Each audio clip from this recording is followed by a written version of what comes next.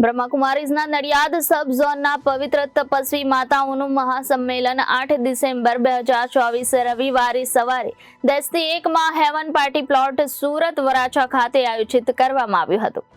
નડિયાદ સબ zone 42 સેવા કેન્દ્ર પરથી પધારશે 1500 જેટલા પવિત્ર તપસ્વી માતાઓ બ્રહ્માકુમારીઝની ભગીની સંસ્થા RERF ના મહિલા પ્રભાગના રાષ્ટ્રીય અધ્યક્ષા આદરણીય રાજયોગીની ચક્રધારી દીદીજી દ્વારા મંગલ ઉદ્બોધન થયું હતું।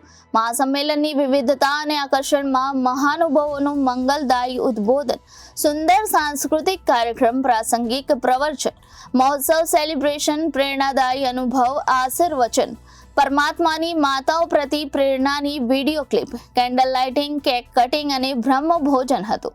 આ મહાસંમેલનમાં બ્રહ્માકુમારીઝના મહિલા પ્રભાગના રાષ્ટ્રીય અધ્યક્ષા રાજયોગીની ચક્રધારી દીદી, નડિયાદ સબ ઝોનના સંચાલિકા રાજયોગીની પૂર્ણિમા દીદી, બ્રહ્માકુમારીઝ ગ્રામ વિકાસ પ્રભાગના રાષ્ટ્રીય અધ્યક્ષા રાજયોગીની સરલાબેન, વલસાડ સબ ઝોન સંચાલિકા રાજયોગીની રંજનબેન, ધારાસભ્ય શ્રી કાંતિભાઈ બલર, પૂર્વ મેયર અસ્મિતાબેન સિરોયા, પૂર્વ deputy mayor doctor Ravindra Sukhlal Patil, Surat જિલ્લા હોમગાર્ડના કમાન્ડર શ્રી પ્રફુલભાઈ સિરોયા, સુરત શહેરના વિશિષ્ટ મહાનુભાવો પવિત્ર માતાઓને પ્રેરણાદાયી ઉદ્બોધન, પ્રાસંગિક પ્રવચન, મંગલ ઉદ્બોધન અને આશીર્વચન આપવામાં આવ્યા હતા। આ સંમેલનમાં બ્રહ્માકુમારી સંસ્થાની 1500 જેટલી તપસ્વી માતાઓ, આમંત્રિત મહેમાનો અને બ્રહ્માકુમારી સંસ્થાનો રાજયોગી ભાઈ બહેનો 2500ની વિશાળ સભામાં ઉપસ્થિત રહ્યા હતા।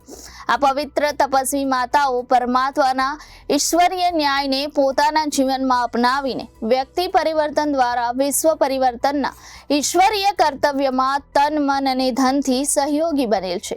ઘર ગૃહસ્થ જીવનમાં રહી પોતાના પરિવારની પાલનાની સાથે સાથે સંસ્થાના ચોતરફના વિકાસનું માતાઓ વિશેષ પરિબળ છે। આવી માતાઓ માટે સંસ્થાના મુખ્યાલય ખાતેનો તે વિશેષ પરિબળ છે। આવી માતાઓ માટે સંસ્થાના મુખ્યાલય ખાતે તો તે વિશેષ કાર્યક્રમ થતા જ રહે છે, પરંતુ નડિયાદ સબ ઝોન કે તેમાં 42 સેવા કેન્દ્ર સમાવિષ્ટ છે, તે સેવા કેન્દ્રની માતાઓના સન્માન તથા પ્રેરણા અર્થે વરાછા સુરત ખાતે મહાસંમેલનનું આયોજન કરાયું હતું। વિવેક સિંહ, જનાદેશ ન્યૂઝ, સુરત।